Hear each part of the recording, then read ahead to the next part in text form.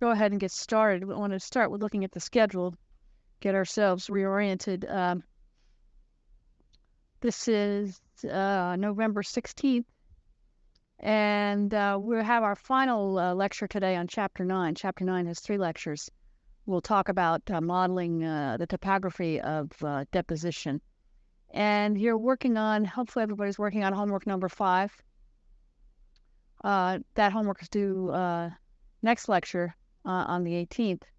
And anybody have any questions on the homework? Or if you do, make sure you see me after class or send me an email. In addition to the homework, everyone has now, except one person on the clipboard, has a topic. And I had my assistant type it up. I'll put it on the web. Everybody signed up for a final report topic. And you can verify that she got it right. And then if you're doing an oral presentation, I'll start making up a schedule so you know which day you're going to speak. Okay. So hopefully everybody recovered from the snowstorm we had over the weekend. And we'll go ahead and start this lecture with handout number 32. As I mentioned, this is the final lecture on Chapter 9. So far, we've, by way of thin film deposition and epitaxy, we've talked at least a little bit about silicon epitaxial growth. We discussed the low-pressure chemical vapor deposition of the three most important films in front-end processing. That's polysilicon oxide, low-temperature oxide, and silicon nitride. And we introduced some PVD techniques, such as sputtering. We talked about systems for DC and RF sputtering, which is the most commonly used PVD technique in modern fabs. The nice thing about it is it can be adjusted to give reasonably good step coverage. This is in contrast to evaporation, and thermal evaporation is typically not used in CMOS processing. Today, what I want to talk about, though, is modeling of these processes, and you'll see how these models are a little bit different. They're much more quasi-empirical than the models we had for ion implantation. But there are methods to do modeling of these processes, and we'll give a couple of specific examples. Okay, let's go on to slide number 2. Within the last 10 to 15 years ago or so, there have been a number of simulation tools have been developed for topography simulation. Now, I want to make clear, topography simulation is not what Supreme 4 does. You've all been using Supreme 4 to model ion implantation, oxidation, diffusion, a lot of the front-end processing. Supreme 4 doesn't have any topography simulation of any sort. If you tell it to make an etch, it assumes it's etched at a certain angle. You tell it the angle. It doesn't make any effort to calculate those angles. Or if you tell it that something is deposited, it assumes conformal deposition unless you say otherwise. So it's not a simulator for topography. There are other simulators, and one of the ones that also came out of Stanford is called SPEEDY, and there are some examples in this lecture from the SPEEDY simulator and from in your textbook. Okay, so what is it that we need to think about if we want to do topography simulation? Let's say we are trying to model the topography of deposition of some film. This particular example on slide 2 is shown assuming we're doing deposition of aluminum, say in a sputtering chamber. And this is the surface. This is the surface where that we're depositing the aluminum, for instance, onto. That surface has some starting initial topography. Well, this is sort of a generalized picture of what's involved in the deposition, and you'll see that modeling topography ends up being a lot of bookkeeping of the different fluxes involved. In general, we are not going to consider gas phase boundary layer in these simple models. So this picture will not be accurate for example, atmospheric pressure CVD, where diffusion through a boundary layer is very important. We're not taking that into account. But it will be reasonably useful for modeling low pressure CVD or for modeling sputtering, which also takes place at reasonably low pressures. So these are the fluxes involved. For example, if we're depositing aluminum on this surface, we have a direct flux to the surface of neutral aluminum atoms. We also have a direct flux of ions that we need to keep track of. Aluminum can come down, and we can have any desorbed. It can desorb aluminum that had already been deposited at a point. And then we have a desorbed or emitted flux that can be redeposited elsewhere on the surface. So that's a flux we need to take account of. Argon ions, because again, this is in the sputtering system. Argon is nominally supposed to be directed towards the target, not towards the wafer, but it's possible that it would be directed towards the wafer, argon ions, some of them, and that they would sputter off aluminum that had already been deposited, and then that can redeposit elsewhere. And there's a surface diffusion flux. Aluminum can diffuse along the surface at a certain distance and then deposit at a different point. So we end up just doing a lot of bookkeeping on all the different fluxes.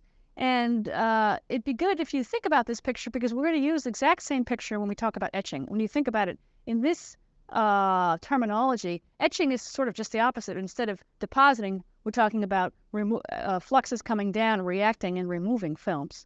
But it's not that much difference. It's sort of mathematically the inverse of deposition. So in order to simulate that process that I just showed on slide 3 here, we need to simulate, we need some kind of mathematical description of all of these fluxes. And then we need to add them and add them all up and see what we get at any given point. So what we write is this equation shown at the top of slide 3, that we say the net flux at any point I. So point I is just, if I go back one, point I is just at some point on the surface. It could be at this point right here, could be at that point right there. It's just at some point on the surface. The net flux is, well, it's the flux deposited at that point minus everything that was emitted, right? And that gives you the total atoms per square centimeter per unit time. So this is you add up the direct flux of neutrals, the direct flux of ions, any flux that's redeposited, that's coming off from another area, any flux that's due to surface diffusion. All those are positive terms. You subtract off any flux that's emitted from that point, any flux that diffuses out, or that's sputtered from that point by virtue of argon ions coming down or something. So you can see this is going to amount to basically a lot of bookkeeping, and this is something that computers are very good at doing, and you can model those fluxes across the surface. So usually what we need to do for a specific system, let's say you're doing LPCVD or something, we have to figure out which one of these fluxes is important and ignore all the others so we can simplify the models to a certain extent. And this picture gives you a rough idea of how we do the modeling. What we consider is we draw this dashed line here right above the surface of the wafer, and so it's a plane just above the surface. And first thing we need to look at is what's the arrival angle distribution of atoms and ions that are coming down on that plane. And then later on, the next step will take into account topography. So first you do it assuming you have a plane just above the surface. And now what we need to take into account are these direct flux of neutrals and the direct flux of ions. These we generally model with some kind of arrival angle distribution just above the wafer.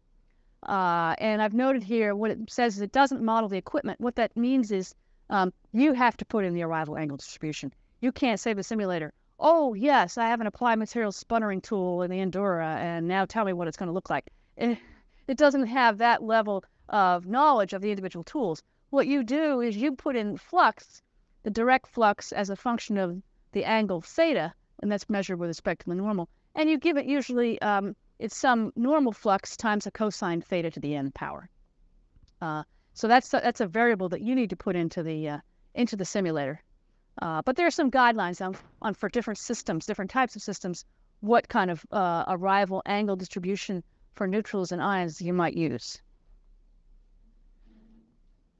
So let's look at a couple different types of flux distributions. The first one here, shown on slide number 4, is what we call isotropic flux arrival. As the name suggests, the flux is essentially isotropic. And in this we use an n equals 1 in the formula of cosine theta to the n. So what we get is that the direct flux, F, as a function of angle theta, so theta is measured with respect to the normal, is whatever the flux is in the normal direction, F0, so it's this flux number here, times cosine theta to the n. So what's happening is I'm moving from normal, I have a certain flux in, and as I go this direction, as I'm coming in at shallower angles, the flux goes down according to this cosine theta. Again, and this little derivation that I've shown mathematically, the second half of slide 4, kind of explains where that comes from. What we're interested in when we're looking at deposition, we're interested in the normal component of the flux. Okay, so let's say this is my wafer down here. This solid line here represents the wafer, or the surface that I'm depositing on. And if we look at this little red region, that represents a certain normal flux coming in. That would be my F super 0. And this, I'm drawing this for the n equals 1 case. So I have a certain flux coming in normal. Now, at some other angle, theta, I have that same flux. You notice I drew those same number of arrows. So it's coming in this direction, normal to this plane here, normal to this plane, I have the same number of atoms per square centimeter per unit time. But I need to project that now onto this surface. So when I project this distance here of length L onto the surface, I have this sort of distance, it's spread out over a lateral dimension h. Now we have right triangles here with angle theta here and theta here. And you can write, it's very simple, that the cosine of the angle theta is just this distance L divided by the distance h, where h represents how far that unit flux is spread across the wafer. Okay, so now it's just bookkeeping. If I want to know what is the flux here in this region, it's just the number per unit area per unit time. It's going to be proportional to the number per unit time divided by h, right? Because it's spread out over the distance h. But you can substitute in for h. H is cosine theta over L, or L over cosine theta, right? So you can substitute that in. So you get the fact that this for isotropic. So assuming you have just as much intensity in this red bar as I had in this direction theta in the black bar, assuming that, then I get this simple formula which shows that the flux as a function of theta is just the normal flux times the cosine theta. Now, if for some, and that's assuming that the source is isotropic, like this. If for some reason your source varies and you have much greater intensity over here than over here or whatever, this cosine theta term will be modified. But again, this is assuming an isotropic source, and the cosine theta just comes from the geometry factor. Okay, you can sit down and stare at that for a little while. Hopefully, it'll make sense to you. Go to slide 5. So that in contrast to that, on the left side, I showed what I just derived, which is the isotropic flux arrival distribution. On the right side, for some systems, you may have very anisotropic flux. Most of the atoms or ions coming down may be directed mostly normal to the surface. There may be very few coming out at shallow angles, depending on the particular machine that you're using. So here we in the cosine theta to the n, we make n greater than 1. And you can see just based on the way these arrows are distributed, most of them are coming in normal. The flux coming in at higher angles theta is much smaller. You can see that from the length of the arrow. So the length of these arrows here is supposed to represent the flux at any given angle. So generally we have this arrival angle distribution at a plane just above the wafer. It has some cosine theta to the n type of dependence. And again, it's the normal component, normal to the surface, that strikes the surface that determines the deposition rate. So let's take a look at examples of distribution of flux arrival distribution functions. Here's that formula I just mentioned. And for example, if you have a high pressure system, reasonably high pressure, you're going to have a lot of gas phase collisions, which means you have a short mean free path. And you're going to tend to get isotropic arrival because those atoms are all bouncing around. And regardless of where they're coming from, it's just sort of the flux is equally distributed for all angles. If you're in a very low pressure system, where you have a very fewer gas phase collisions, a long mean free path, n is going to be closer to 1. You're going to get more like line of sight from the source, whatever that source happens to be. It could be a point source, it could be a plane if it's sputtering, but you're going to have n greater than 1. That's all assuming neutrals. If you have ionic species and the wafer is biased, imagine the wafer has some bias and you have an ion, the ion can be attracted to it by the electric field, okay, that's set up. In that case, for ionized species, it tends to be very anisotropic because, again, there's a force driving it towards the wafer, so it doesn't tend to bounce around. The species tend to go right to the wafer. So these are just some examples of flux distribution, so you can see what it looks like for different values of n. So this is the relative flux. So it's the flux at any given angle, theta, divided by the normal flux, divided by f0. And this is what it looks like. So it starts here at theta equals 0, so that's normal, is 1. And you can see for n equals 1, it drops down. And the flux finally goes to 0. At 90 degrees, you're just skimming along the surface. Obviously, the normal component is 0. N equals 3, which is slight anisotropy. It looks something like this. The flux really dies down dramatically after 60 degrees. N equals 15, which could be appropriate for some ionized deposition systems. You can see really the flux goes to 0 by the time you get to about 30 degrees. So it's very anisotropic arrival at that point. And again, these in most models, these are inputs that parameters that you can vary. Okay, so that gives us an idea of the direct fluxes and their angular dependence. The next thing we have to do is to take into account the surface topography. And just to give you an example of that, I'm showing here, imagine your surface is not flat, but that you have a wafer and you are sputtering aluminum into it, and you have a via, or you have a hole, contact hole. So it's like this, and then you have this hole right here. Well, if you have, imagine each one of these little regions corresponds to an emitter with a certain flux. Depending any point I on this vertical surface is going to have a certain viewing angle, and if you're beyond that viewing angle, you're going to be shadowed.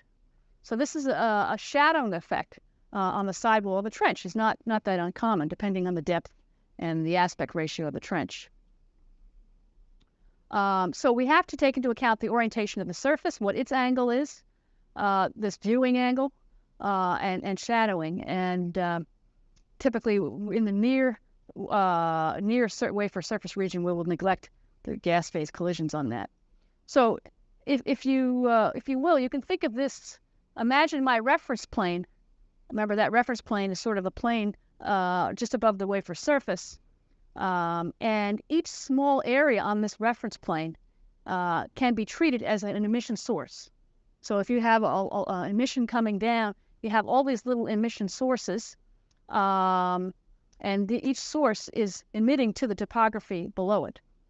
And then the total direct point flux at any point I can be calculated by just adding up the flux from each one of these little miniature emission sources, each one of which has a certain angular distribution depending on the type of system that you're modeling.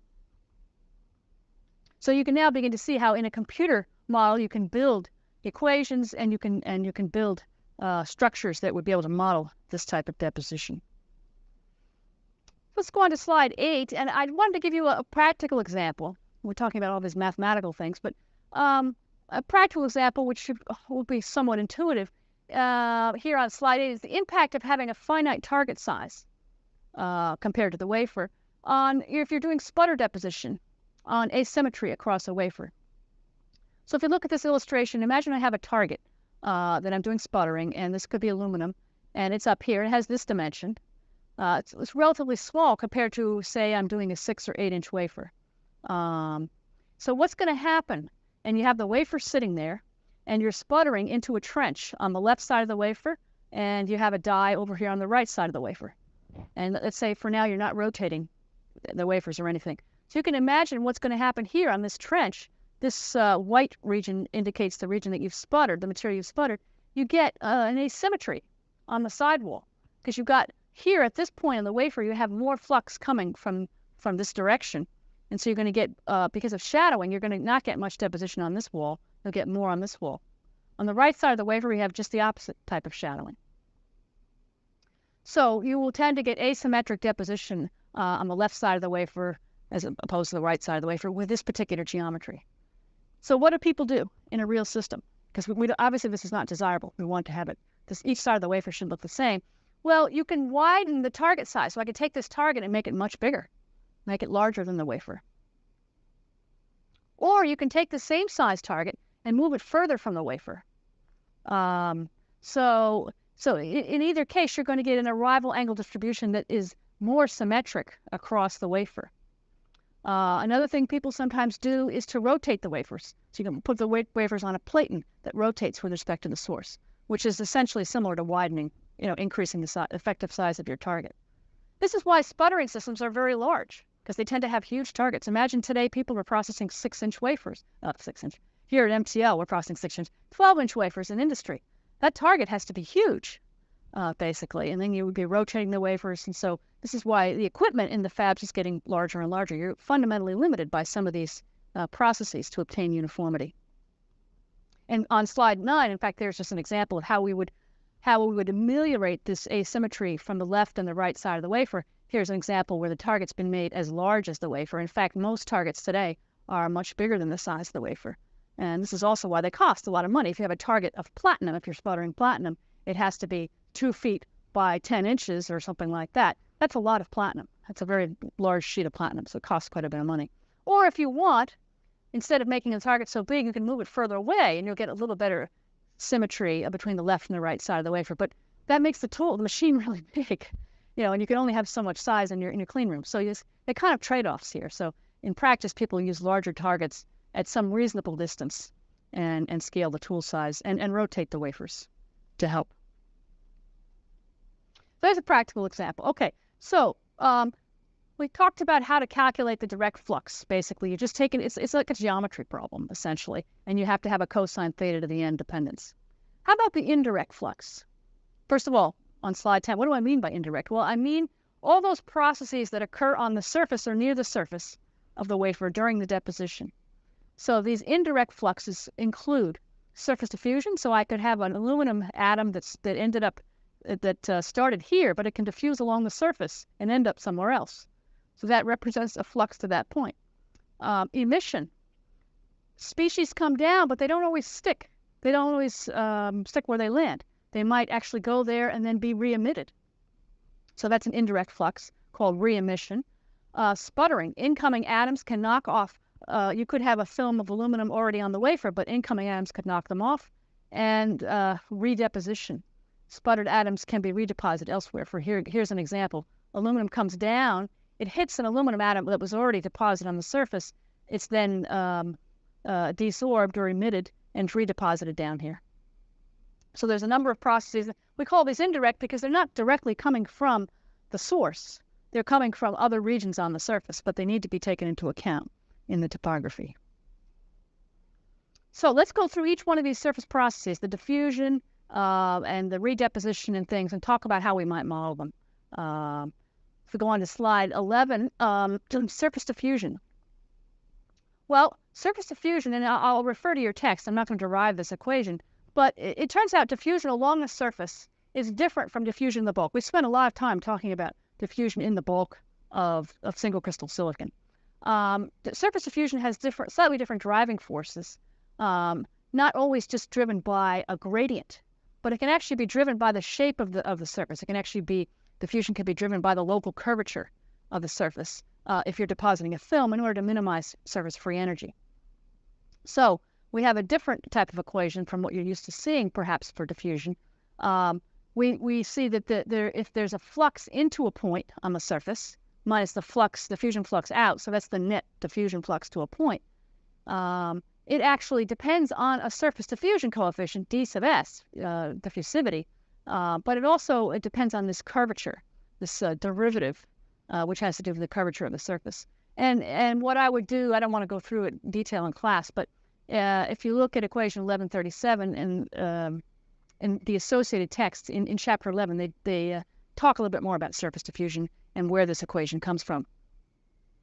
But the main point is because it increases with curvature during deposition, filling in of corners may be enhanced. And you can sometimes get more smoother, more conformal deposition. Of course, you have to be at a high enough temperature that these species can diffuse. And depending on the material and the temperature, it may not be diffusing. You may have to raise the wafer temperature slightly if you want to get more surface diffusion. So you can think of it this way. If I raise the temperature of the wafer, I can smooth out and get a little more conformal deposition by virtue of surface diffusion processes. So that's something that can be modeled in topography simulators. Page 12, a little bit simpler. This is very much a bookkeeping thing. There's something called surface sticking and emission and a sticking coefficient. So there's this flux at any given point I that's emitted that arises because not all molecules stick when they arrive at the surface. And so, in fact, we write the emitted flux from any point as being equal to 1 minus S sub c. So the fraction emitted is 1 minus S sub c, where S sub c is called a sticking coefficient, times the flux going in. So what is S sub c? Well, it's a very simple thing. It's the fraction that stick, basically. So sticking coefficient here, S sub c, it's the flux that react and stay put divided by the total incident flux. So to give yourself an idea, if you have a high S sub c, so S sub c is a number between 0 and 1, really, because it's a fraction. If you have a high S sub c, like S sub c equals 1, basically you have line of sight deposition. Everything that comes down just stops and sticks on the surface. If you have a type of deposition with a low sticking coefficient, what happens is atoms come down, they may touch the surface, but they don't stick, they don't react. They're kind of inert, in which case they'll be re-emitted, they touch somewhere else, and then they don't react, and then finally they might be emitted and stuck at this point. So when you have a low sticking coefficient, much less than 1, and sticking coefficients can be 0.001, it means the things bounce around a lot before they actually stick on the surface. So you're going to have more conformal type deposition. So this depends a lot on the deposition system, on the temperature, on the chemistry. Again, we don't model all that. We don't say, oh, I'm putting a wafer into an LPCVD system, the sticking coefficient must be 0.01 or 0.1. We don't know that for any given tool. You can put it in as a variable in the model, and then you can compare that to what you get. You can compare the modeled deposition to the profile of what you get, and then you get an idea of what your sticking coefficient is. It's not a number you can calculate from a first principles point of view. But people have derived sticking coefficients for various types of deposition. Okay, so slide 13. So this is the formula we said. The flux emitted is just 1 minus the sticking coefficient. It's those that don't stick times the flux incident at the point. We make some assumptions. Generally, we assume that ions stick. So if we have an ion coming down, we assume sticking coefficient is 1. Why is that? Ions tend to be very reactive, and they often come down with a certain amount of energy. So we usually say that they have a sticking coefficient of 1. Neutrals can have any number, 1 or less. And they're often assumed to be emitted with some kind of a cosine theta angle distribution. So that is, they may have no memory of their arrival angle. So don't think of this, for example, in here, don't think of this as a little trough, like a pool, where you've taken all the water out and you have a ping pong ball and it's bouncing around with sort of billiard ball kind of collisions. It's not supposed to be thought like that.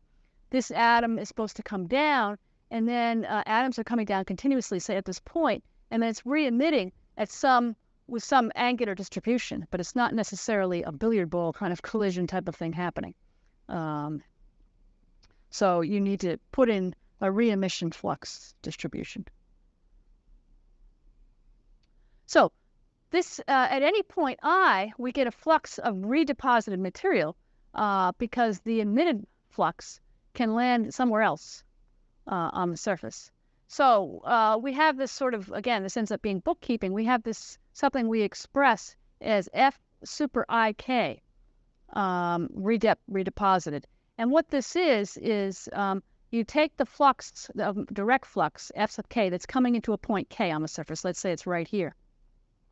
And we're looking at then point I, it's desorbed from point K and it's redeposited at point I.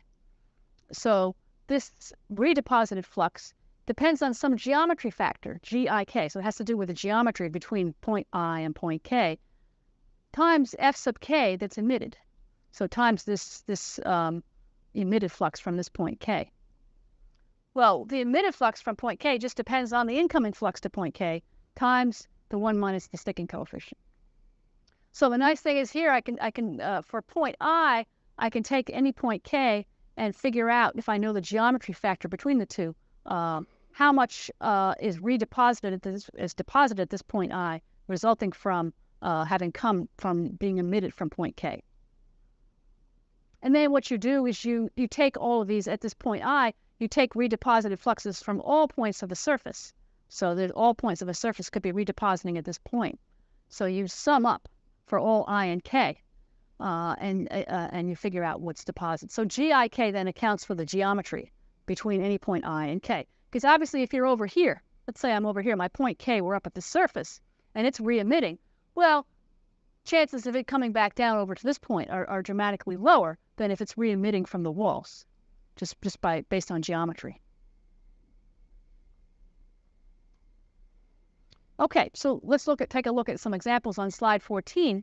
And hopefully this will become intuitive, but if you have a low sticking coefficient, S sub C much less than 1, you can end up with more conformal deposition or conformal coverage of the step because of the redeposition process.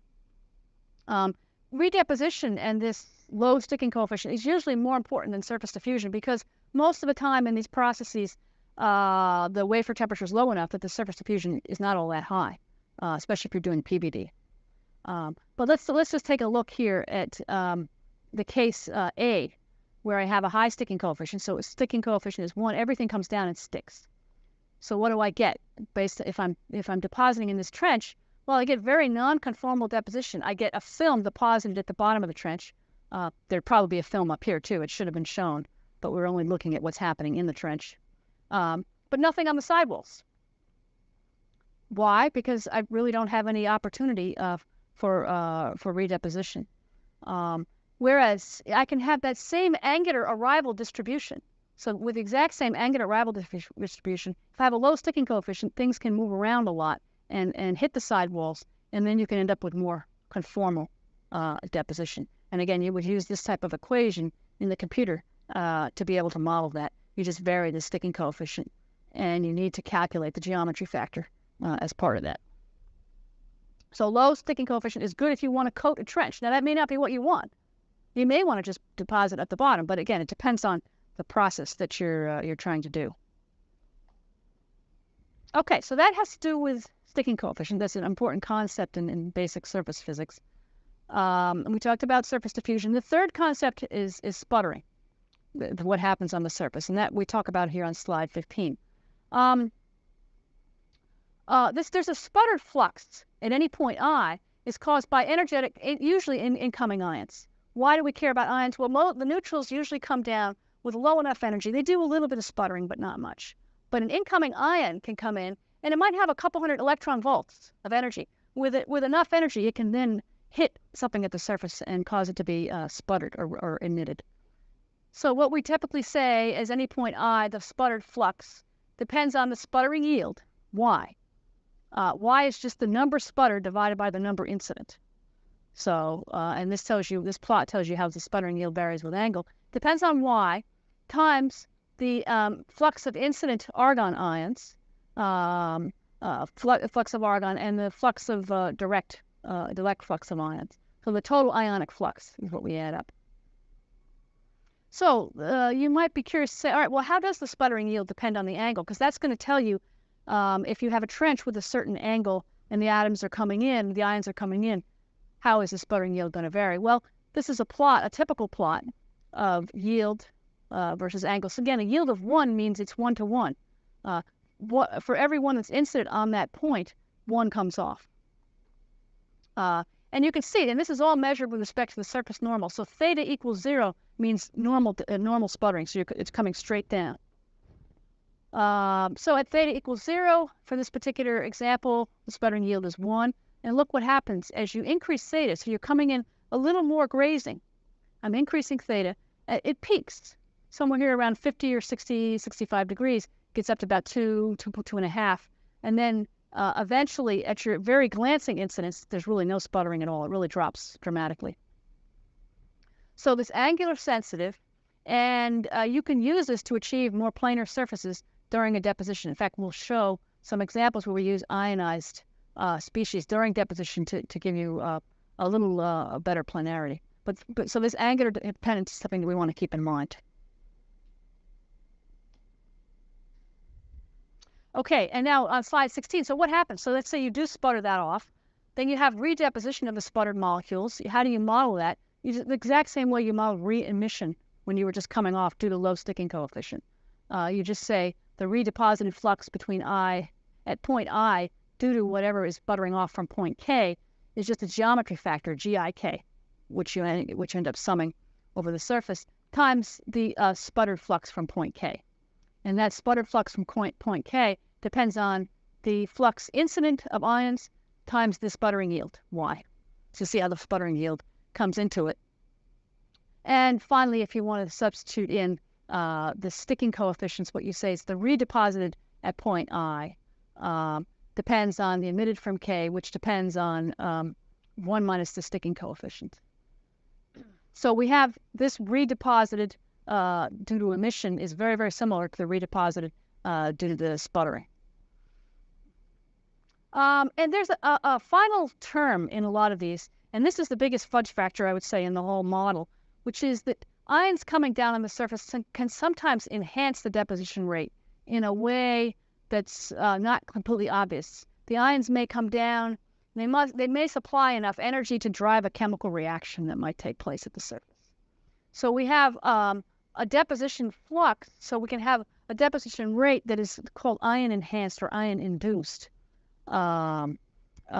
chemical reaction. So it's kind of a fudge factor. We have an additional flux and a term with a K sub I, where K sub I is a fitting parameter, times the flux of ions coming in at any given point.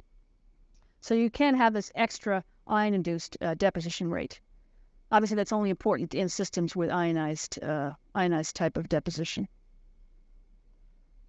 Okay, so those are all the different processes at the surface and the direct flux. And now I wanted to give, starting on slide 17, I want to give a couple of examples because it seems like there's a lot of different equations, but it turns out a lot of them simplify for most systems.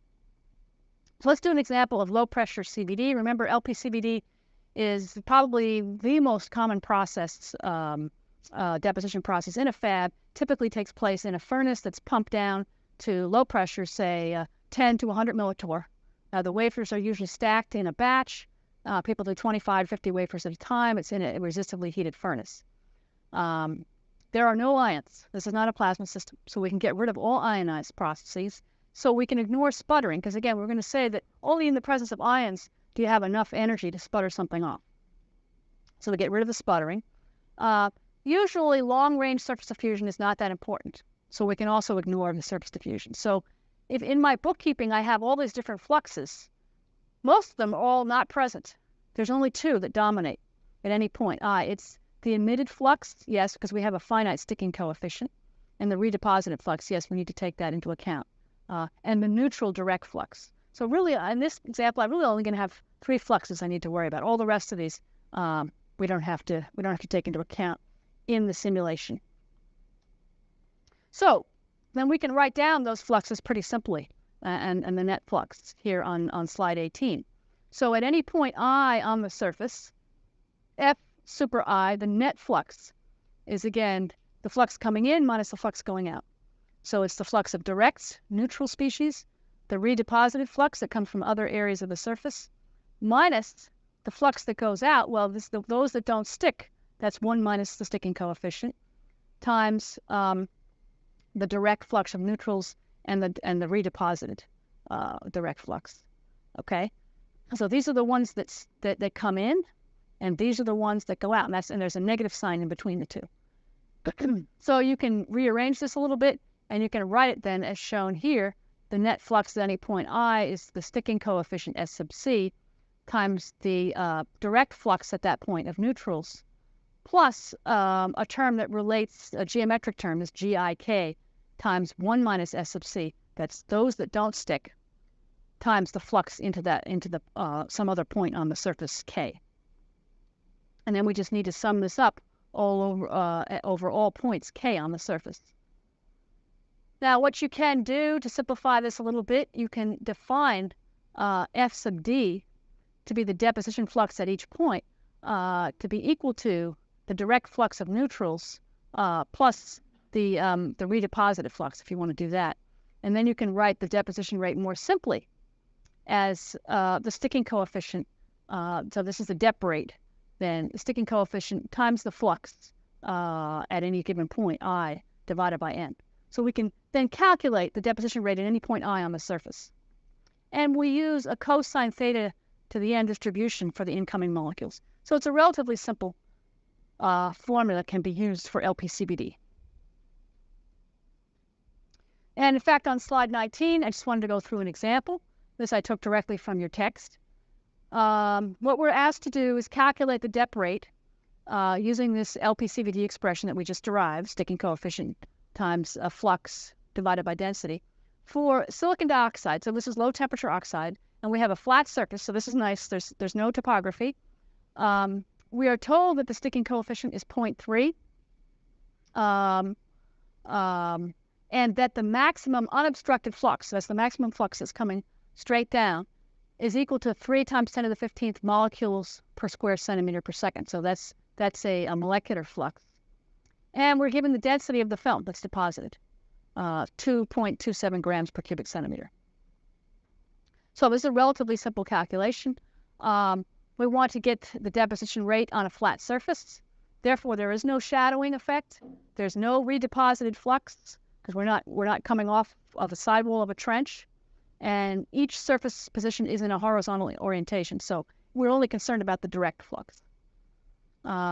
So F sub D, the deposited flux, is just equal everywhere to the maximum value, which is this 3 times 10 to the 15th molecules per square centimeter per second.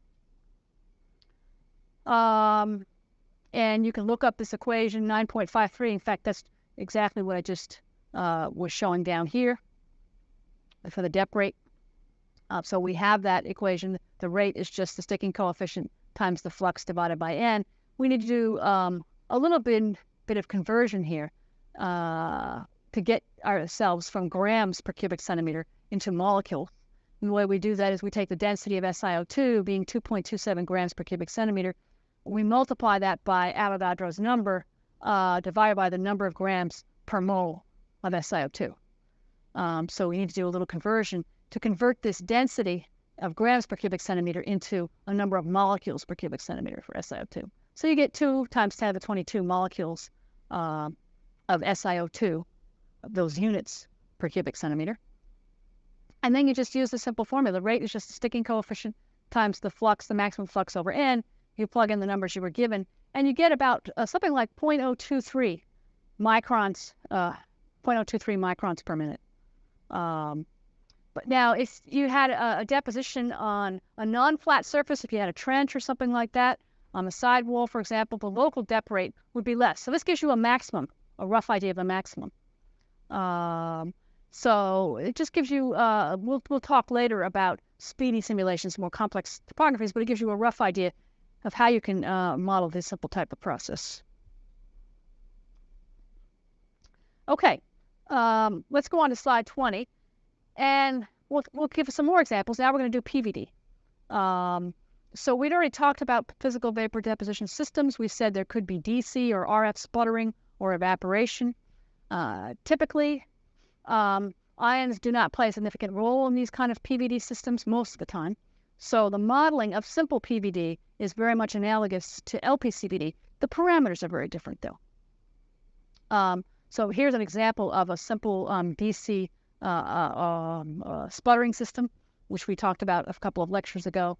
And these are the processes that go on. So just like LPCVD, we can say a rate at any point on the surface is a sticking coefficient times the flux, the total deposited flux divided by the density. However, the key difference is that the sticking coefficient S sub C and the arrival angle distribution, cosine theta to the n, will be very different between LPCVD and PVD systems. And that's where the real differences tend to come about. There is one other type of system for PVD, though, where you do have to pay attention to a little more complex processes than you would in LPCVD, and that's shown on slide 21. When you have ionized PVD, we did talk about the case where we have systems that are more complex. This because ions and neutrals both play a role. Here's an example of an ionized PVD system. So you have sputtering of aluminum coming off this target, but then you have in addition to that, you have a coil that goes around that ionizes the aluminum as it comes off. Now you have aluminum ions that are being, a large density of aluminum ions that are being created, and then these can be accelerated towards the substrate. So this is not that uncommon for metal deposition. So you have aluminum or maybe titanium ions that will be present. Therefore, when you have ions, you do have to take into account sputtering and other processes that will not be present in LPCVD or the simpler PVD systems. So ionized PVD, inductively coupled ionized PVD, is a little bit more complicated to model. Just more bookkeeping in the equations. Here's an example. In fact, on slide 22, if we do ionized PVD, of all the different fluxes that really do need to be taken into account, and you see we have yes on all of them. The direct neutrals, the direct ions, the emitted. The only one we're not taking into account in this case, because we're assuming the wafer is low enough temperature that we can ignore surface diffusion.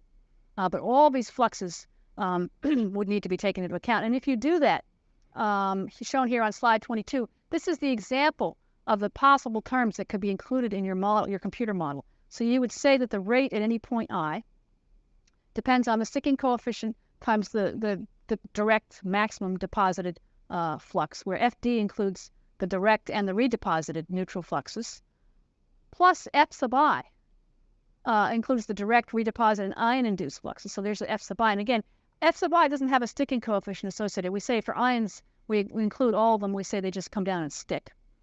And then you have minus those that are sputtered off. You have a sputtered term plus a redeposited term. So this FRD models the redeposition due to sputtering. So you have extra terms here divided by the density n. So you have a positive term and a negative term, some of which, depending on the point I and the surface and the angles involved, may cancel each other out. Okay, so those are some basic bookkeeping models. I want to actually do some examples of the values of these parameters that are useful for specific systems. And so far we've talked about two parameters that are most important. The n value, which is the exponent in the cosine theta to the n arrival angle distribution, and the sticking coefficient S sub c. Those are the two kind of most critical in modeling simple systems. So and there are a couple different model systems shown here. On the top, we're talking about sputter deposition, either standard or ionized, and evaporation. So these are PVD systems. In the bottom, we have the CVD systems. So let's look at PVD. Well, physical vapor deposition, it tends to have much more vertical arrival angle distribution. So the n value is big, right? Almost everything in PVD is coming straight down. Certainly in evaporation, you have very low pressure, so you have line of sight. Even in sputtering, you tend to have closer, very anisotropic. So for sputter deposition, depending, you could have n equals up to 5 maybe. If you're ionized, you can get up into the range of 50 or so. So n is, but in any case, n is usually greater than 1 for PVD. In contrast, CVD systems tend to have pretty much isotropic arrival angle. PVD, again, takes place, you're sputtering in 10 to the minus 5 torr or something, or 1 times 10 to the minus 3 torr, or something like that. CVD, usually much higher, hundreds of millitorr, 0.1 torr or something like that. So you usually have higher pressure. You have a lot of gas phase collisions that randomize things, and mostly neutrals. You don't usually in CVD you don't have many ions. So n is usually 1 in CVD. So the cosine theta at the end is usually fairly isotropic. What about PVD? Well, the sticking coefficient in PVD tends to be close to 1. There really isn't much surface chemistry involved. The aluminum or whatever it is that's being evaporated or sputtered usually comes down and pretty close to sticks. There isn't a whole lot. There can be. But most of the time the atoms arrive and stick. Very, very different, though, in the case of LPCVD. Look at LPCVD, the sticking coefficients, depending on what your chemistry you're using. If you're using a silicon source of silane, you might have a sticking coefficient of 0.5 or 0.3. For TEOS, we mentioned there's other ways of doing low temperature oxide, not just with silane, but there's this other silicon sources. Sticking coefficient can be much lower. LPCVD tungsten or polysilicon, you have much lower sticking coefficients. So very different from PVD. That same chart is reproduced here again on slide 23. It's the exact same chart. I just wanted to reproduce it and talk a little bit more about the CVD saying that because they have surface chemistry, sticking coefficient much, much less than 1, and things often evaporate before they react. What does this mean? Well, just by looking at these numbers, you know that CVD systems with their small sticking coefficients are going to tend to have more conformal deposition. If you want to cover a step and you want to cover it very conformally, what does that mean? That means the thickness along the flat part of the wafer is exactly equal to the thickness of the film along the trench wall is exactly equal on the bottom. It's just completely conformal. In that case, you probably want to use CVD. Now, that may not be what you want, but this is what we mean by conformal deposition, that equal thickness. And CVD tends to give you more conformality just because of this sticking coefficient argument.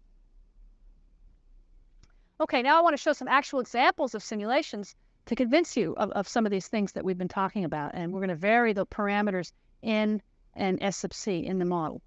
So on slide 25, these are topography simulations that are taken from the simulator that I mentioned called SPEEDY. Again, that's a topography simulator. You cannot simulate this type of topography in Supreme 4. Supreme 4 doesn't do topography. So this is an example of you're doing deposition using LPCVD of SiO2, and you originally have a trench that you have etched that looks like this. And each contour line, it's a little bit hard to see, but each contour line represents the deposited topography at different time intervals. So this might be after, each one might be after a 1 minute interval. So you get an idea of how the topography develops over time. In this particular example, we did a SPEEDY simulation with a sticking coefficient of 1. Actually, the sticking coefficient of 1 is probably more typical of PVD, so this really should be PVD in your mind. And all we did mathematically is vary the arrival angle distribution, the N value. So this is for N equals 1, that's isotropic. Here's for N equals 3, somewhat anisotropic, N equals 10. So let's look at this. Even for isotropic arrival distribution, because of shadowing effects and things, conformal coverage is not achieved with the sticking coefficient of 1. That is, what do I mean by conformal coverage is not achieved? Well, the thickness of the film here at the surface on the flat portions is not equal to the thickness along the sidewall. The sidewall is thinner, even for N equals 1. And so for this, what this implies that if you have a sticking coefficient S sub C equal to 1, the geometry and line of sight issues are still going to be very important. So, for example, for PVD, you really need to take into account the geometry of what you're depositing into. Look at this one for N equals 10. You almost get no deposition on the sidewall. You get quite a bit on the bottom. And notice this is for an aspect ratio that's pretty gentle. I mean, not that sophisticated. This aspect ratio of 0.3, what does that mean? That means the trench is 3 times wider than it is tall. So it's only 1 micron tall, but it's 3 microns wide, and you're already seeing these non-conformality types of issues. So this is what you'd expect from PVD with these parameters. Just to remind you, on page 26, what we're talking about, the N equals 1, the flux as a function of angle looks like this. N equals 3 looks something, it cuts out after about 60 degrees, and the N equals 15 cuts out after about 30 degrees. So this is close to N equals 15. So when I was getting more than about 30 degrees, so from a normal, you can imagine going onto this surface, there is not a whole lot of flux. And that's the problem. That's why we're getting such low, with a sticking coefficient of 1, you're getting such low deposition along those vertical walls. Let's make it a little more difficult even. Let's take an aspect ratio. We're going to take those same parameters. So the same parameters that we just saw. Sticking coefficient equals 1 here on slide 27. But now I've increased the aspect ratio from 0.3 up to 1.3 or 1.25. So now the trench is 1.25 times tall compared to what it is wide. So it's much taller than it is wide, just the opposite of what I had before. Now what you do see again is less deposition on the sidewalls. Here, this is A here on the left is for isotropic arrival, N equals 1, and B is for anisotropic, N equals 10. So let's look at the N equals 1. Well, what's happening? you see, if for isotropic arrival angle, you're not getting much material down at the bottom of that narrow trench. Because again, it's reasonably isotropic arrival. You're getting material coming deposited along here, and you're sort of developing these lobes up at the top, which if you had a narrow enough trench, you can imagine these might cut off, and you end up with a big void. If you're more anisotropic, you're coming down straight, so you do get quite a bit at the bottom of the trench. You get quite a bit on the flats, but you get nothing on the, very little on the side walls. So as you go to narrower and narrower trenches, you can imagine you might end up not being able to fill them at all. You might end up with voiding if you have a sticking coefficient of 1, is really what this boils down to for high aspect ratio trenches. So if you want to avoid that, let's say you really want to, the purpose of your deposition is to fill this trench. You haven't done a very good job in this case, and you're not going to do a good job in this case at all. You're going to pinch it off. What do we need to do? Well, we need to lower the sticking coefficient. We need to have not such a line of sight distribution. We need to, for atoms to come in here and not stick and move around so they can eventually cover these sidewalls. And that's exactly what is shown on slide 28 in the speedy simulations. Here's an example of, now I've got that same trench, that same high aspect ratio, 1.25, but on the left here, I have a sticking coefficient of 0.1. So only 1 in 10 atoms sticks. The other 9, when they hit a point, they go somewhere else, and they continue to bounce around until they finally stick. Here's 1 in 100 sticking. So again, this is with n equals 1. So it's isotropic arrival, but with different values of the sticking coefficient. So sticking coefficient is the knob you want to turn if you want to fill a trench. Changing the n value helped, but not a whole lot. It was really lowering the sticking coefficient. You get much more conformal coverage, so you get on the sidewall just about what you had. So this is typical on A. This sort of view of things, the parameter values, n equals 1 and sticking coefficient of 0.1, is very typical of LTO, so low temperature oxide or CVD SiO2. B, with a sticking coefficient of 1 in 100, is more typical of tungsten CVD. So we need to reduce the sticking coefficient if you need more conformal deposition. How about the sidewall angle? So even if I even go back here, I look at this, I didn't do a perfect job in this case of filling this trench. It looked like it's going to pinch off and form a void before I get the whole thing filled.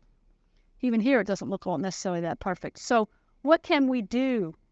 You only have so much latitude. Your sticking coefficient, you can change the pressure and do things in your reactor, but you only have so much latitude. Well, what you do is you change the topography that you're starting with. So these are results of speedy simulations where you're doing LPCVD into a trench. And we've changed the sidewall angle. Here the trench has a 90-degree angle, so the sidewalls go straight down. Here it's opened up slightly by 5 degrees. So this is an 85-degree angle. And here you open it up a little bit more, 80-degree angle. This has a sticking coefficient of 0.2 and an N of 1. So this is very typical of low temperature oxide deposition, for example, into a trench. So if you decrease the angle from 90 to 80 degrees, you greatly improve the filling. See, at 90 degrees, you're going to pinch off and you're going to get a void. At 80 degrees, you're not going to. So it's very common in etching, when you go to etch, to try to etch a contact hole in a via. You never want to etch it straight down. You always want to have a slight angle, say make it 80 degrees, to slope this so that you can get much better filling of the hole. Or if you're trying to make, you want metal lines to go over a step on your wafer, you never want to make the step look like this. You usually want to have it more sloped. So you somehow, slope the step when you etch it, or you put in sidewall spacers or do something. So the general idea, if you want good step coverage, don't make such abrupt steps. If you're doing vias, you can just decrease your angle from 90 to 80, and you get much better filling of the trench. Okay, how about there are a little bit more complicated cases. I've just shown very simple cases, PVD without ions or LPCVD without ions. How about the case where you do have an ion flux? And there are a couple of cases like that. There is what's called HDP, high density plasma CVD. This has a very high ion flux. could be 3 or 4 orders of magnitude higher than what you have in ordinary CVD. So how does this work? Well, I think we mentioned this at one point. This particular one has a microwave source. What we have is we have a plasma up here, and there's a microwave supply that's creating those ions. But then it's created remotely. So this ionized plasma has a very high density, but it's created remotely, not directly over the wafer. And then you have an RF bias, and you extract those ions towards the wafer. So the nice thing about this is that you can get a very high density without having huge energies, huge voltages to extract them to the wafer. So you don't get so much damage. And this high density plasma can give you a very high CVD dep rate, even down to room temperature, with relatively low pressures. So the key is you have a separate RF bias applied to the substrate. That controls the angular dependence of what comes down and of ion sputtering during deposition. So we have a direct ion flux coming down like this on the surface, and we have ions that come down and sputter off. And now here's where our resputter flux becomes important for these high-density plasma systems. And the thing that we need to realize is because of the angular dependence of sputtering, sputtering occurs preferentially on a sloped surface rather than a surface that's either vertical or horizontal. Because remember that sputtering rate sort of peaked at around 60 degrees. So if you have a sloped surface, you get preferential sputtering. So you can actually use these high-density plasma systems to do planarization. Now, all along I've been talking about conformal deposition. You may not want to get conformal deposition. You may want planarized. So what do I mean by planarized deposition? Well, if you start out, let's say your surface topography looks like this. You have a metal line or something, and you want to cover it with oxide, but you want it to be planar. When you're done, you'd like the surface to look like that after deposition, completely flat. That's just the opposite of conformal. If it were conformal, right, it would have looked like this. It would reproduce that big hump. But if you're trying to do planarization during deposition without using CMP, you'd love a process that would deposit like this. How can you do that? Well, there are some processes that are self-planarizing during deposition. And here's an example of such a process. You need these ionized techniques, which in addition to depositing, are doing sputtering preferentially. So here's an example on slide 31 of 2 speedy simulations. On the left, I have low pressure CVD, regular low pressure CVD. So I have a line like this, and I'm trying to cover it with oxide. And you see, you started out with a bump, and you end up with a bump. There is no planarization. It's perfectly conforming. In B, we've simulated this high-density plasma CVD deposition, and it has a directed ion flux. And the key is it has this angle-dependent sputtering, which you end up with a little bump, but much more planarized topography after deposition. So if you had to do CMP to planarize, on this one, you'd have to CMP quite a bit. On this one, you'd probably have to CMP only a little bit, just a small amount. And that's very desirable because CMP is a tricky process. It introduces non-uniformity, and it's fairly expensive. So if you can do self-planarizing deposition with these fancy ionized deposition systems, you're much better off. And I'll actually show some real examples of that. So besides depositing over a line, you can also use this high-density plasma CVD. It's very good at filling open spaces and reducing void formation. So here's an example here, again, a speedy simulation. On the left, I had a trench with a relatively high aspect ratio. This was that 1.25 aspect ratio. By LPCVD, you see it pinches off, and you end up with a void. And in order to do this, we use a sticking coefficient of 0.2 in an isotropic arrival angle. On the one on the right, is high-density plasma deposition in the trench. And you look, and you get much better filling. You don't see the void. Well, why does it do this? Well, high-density plasma gives you better filling because you combine this highly directed ion flux. So a lot of the ions are coming straight down. That helps. They get into the trench. So they're towards the surface with this angle-dependent sputtering. So the angular-dependent sputtering tends to etch off any of these overhangs. As they form, they get etched off by the sputtering preferentially. So overhangs that develop get sputtered away, and you end up being able to fill the trench pretty well without a void. Often you do not want voids in the film. You don't want air spaces in your chips. So this is a way to do it, is that high-density plasma. Here's an example on slide 33, just to show you that instead of just showing speedy simulations, actual data. These are scanning electron micrograph images of HDP oxide deposition. And on the left, this was a metal line, you can see. And we were trying to deposit oxide over that.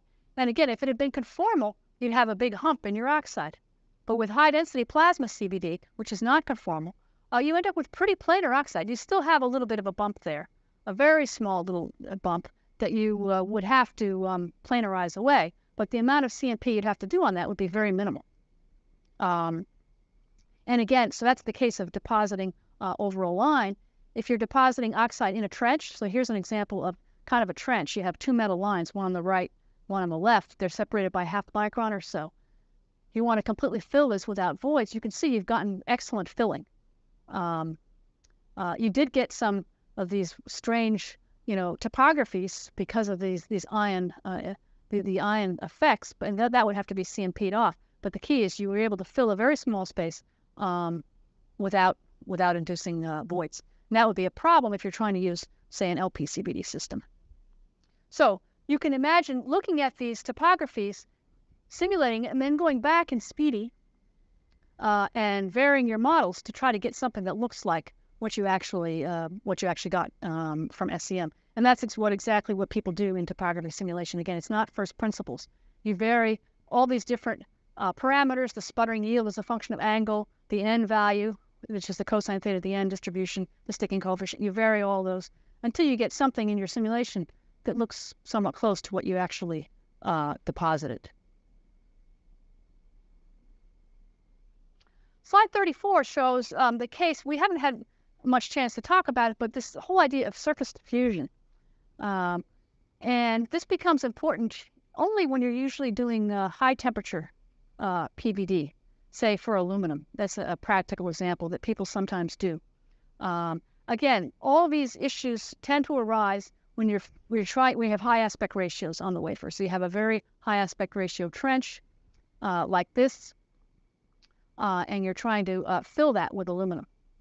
And so on A, on the left, is a high aspect ratio trench using PVD. So we have a sticking coefficient of 1, n equals 4. So this could be a sputtered situation, and you have very poor filling. In fact, you don't have much at all aluminum on the sidewalls if you weren't able to fill the trench well at all. In B, this is again, we have high temperature PVD where we've raised the surface of the wafer up to about 400 degrees. Much better filling, not completely, but much better. And finally, if you do to a deposition temperature of 550, and you can't go too hot, aluminum melts at 6 something, you'd be in trouble. But at 550, you get a lot of surface diffusion, and you get a lot of reflow of the aluminum essentially, and you completely filled the trench. So much better, much smoother topography. So that's an example. When you get to very high aspect ratios, you cannot rely just simply on sputtering. And so you need to add something to the system. You add the surface diffusion component by raising the wafer temperature. So then you need a special system where the sputtering system is designed so it can heat the wafer up to reasonably high temperatures at which the species will surface diffuse. Okay, so on slide 35, I just want to summarize. This is, as I mentioned, this is the last lecture on Chapter 9. We talked about important issues for thin film deposition. We said there are two different properties, the physical properties and the chemical properties of the film. The coverage of topography, for example, this conformal deposition and step coverage, we said were very important. There are two main techniques you need to keep in mind, chemical vapor and physical vapor deposition. If you have simple CVD models, the dep rate is limited by either the surface reaction rate, that's usually at low temperatures, or the mass transfer through the gas phase boundary layer, that's usually at high temperatures. But you do have to take into account shadowing and surface features to model the actual coverage. For PVD, these processes, again, the name is very physical rather than chemical. The arrival angle distribution in the at the wafer surface is important, that cosine theta to the n term. In a lot of these techniques, the species arrive more vertical to the wafer surface, and the sticking coefficient tends to be 1 for PVD. So PVD has a lot of shadowing issues that you need to keep in mind. We model these by having a sticking coefficient S sub C, and if you have a low sticking coefficient, say much less than 1, 0.01 or something like that, or 0.001, and you have an isotropic arrival distribution, you'll get much better filling of holes. But there are new techniques, but this only works to a certain extent, this filling. So the latest techniques use these high-density plasma and these ionized sputtering techniques, which have simultaneously sputtering going on at the same time as deposition. And this can be used to get good gap filling and planarization. So these are the most modern techniques people use today. There's a lot of things we didn't get to talk about in Chapter 9 in this course. 6774 is about front-end processing, but we give the lion's share of the time to oxidation, diffusion, and ion implantation. Most of the lectures are on that.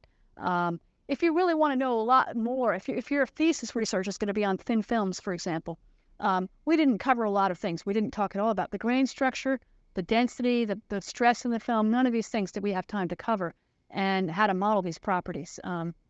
There are courses that are more thin film oriented courses, like in the material science department.